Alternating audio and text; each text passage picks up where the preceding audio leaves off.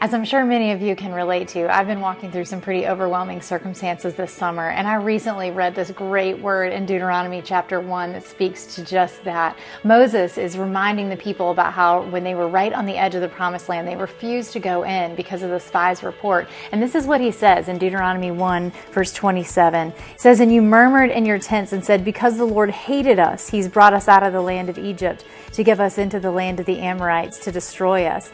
And that he went on to quote them saying, "Why would we go up to this place where the people are huge and the cities are fortified?"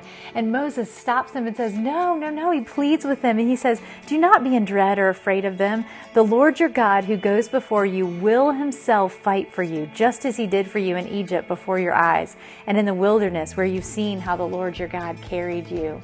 I love how Moses is exhorting them here to not first look at their circumstances, but to first fix their eyes of faith onto the character of God, and then view their circumstances through the lens of his character, rather than viewing the character of God through the lens of their circumstance. Because when they did that, they led to the conclusion that God hated them, which was the farthest thing from the truth. He had proved himself faithful to them over and over again. So may this be a good word for us this summer. I implore you and am encouraging myself to see my circumstances through the lens of our faithful, all-sufficient God.